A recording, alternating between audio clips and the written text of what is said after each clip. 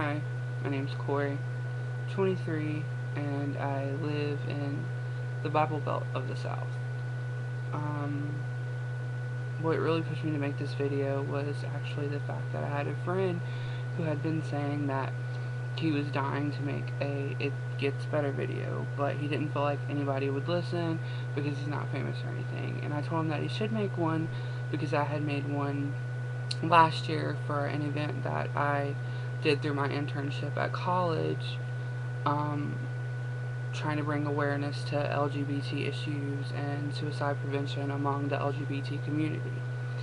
So he told me he would make one if I would upload the one that I made, and I told him it was a deal. So my friend made one, and I looked for mine, and I think I saved it to a flash drive, but I ended up losing it. So I had to remake a new one.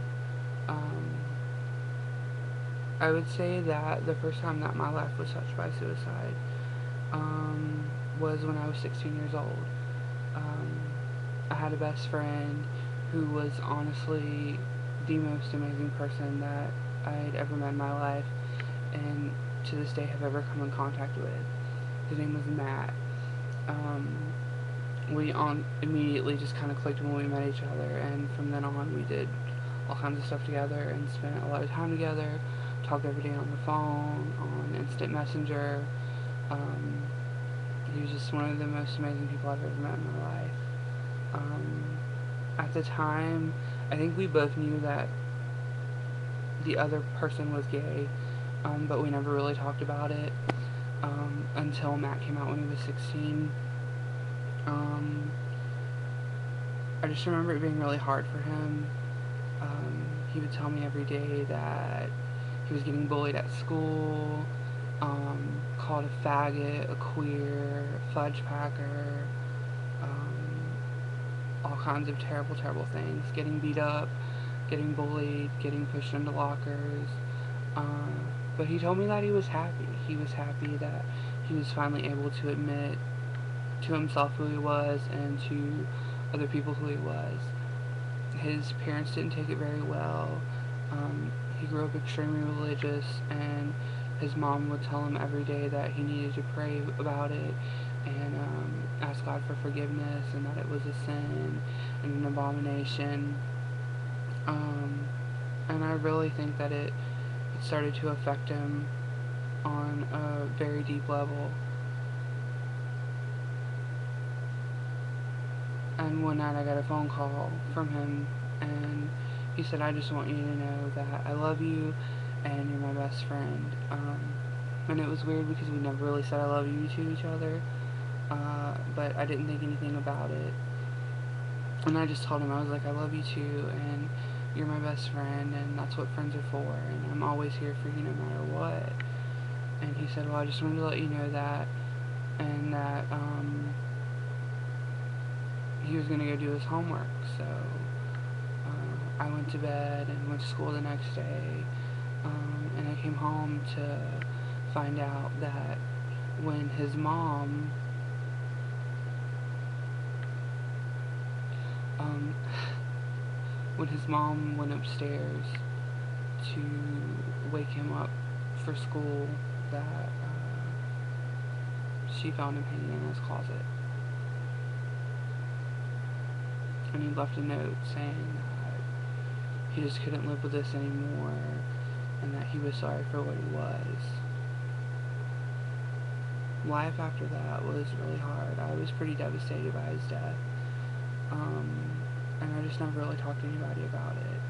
And I still had not officially came out. But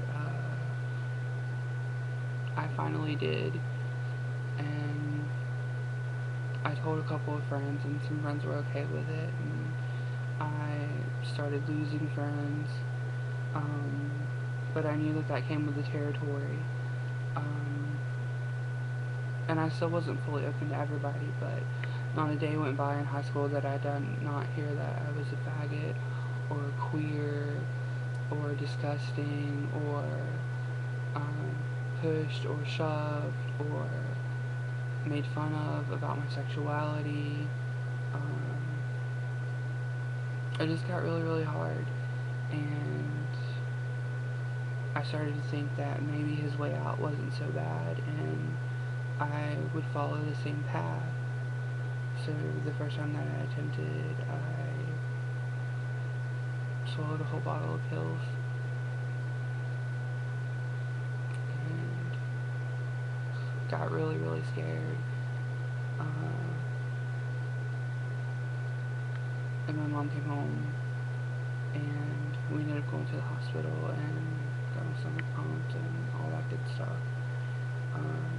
But I still wasn't ready to admit to myself that this was it, and I feared so much about coming out to my parents that they would disown me or hate me or not love this person that I am, even though I was the same person, that all these bad things were going to happen because I was gay. So I fell back into a depression and started cutting to help relieve stress, and that didn't become enough. So one night I just went a little deeper, and that was kind of the turning point for me. I realized that life is so amazing and so precious, and that, yeah, there are people out there who are assholes and who are jerks and who are not gonna love and accept me or like the fact that I'm gay, but I don't need those people in my life. And high school is 4 years, and when that 4 years comes, it's over with.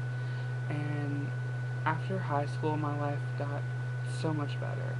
I met amazing people, people who love and who care about me, and who are sincerely there for me, no matter whether I'm gay, straight, bi, transgender. It doesn't matter. They love me. They love Corey.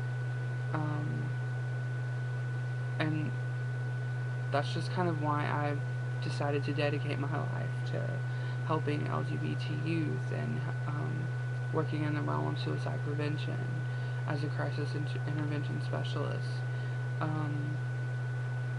Because the people that I get to talk to on a daily basis are going through the same things that I went through, and I'm able to be there for them and be that voice of reason, letting them know that there are people who are there and who care about them and who want to see them alive and well, and who they can call no matter what, 24/7. We're there. Suicide is just a permanent solution to a temporary problem, and it doesn't have to be that way, because it does get better, and there are people there who care. There are crisis lines. One that you can call is 271-8888, and someone's always there to listen to you 24/7, or 273-TALK, or the Trevor Project. Amazing agencies who have decided to dedicate their services to helping people who are going through things that they feel are too much that they can deal with, and they can't deal with it. And they come to this conclusion, well, there are people there who are willing to help you and who are willing to be there for you. It does get better. As cliche as it sounds, and as many videos have been made that say it gets better, it seriously gets better. And you have to be around to see it. So I hope you stay around, because God loves you, and I love you, and there are people here for you, no matter what.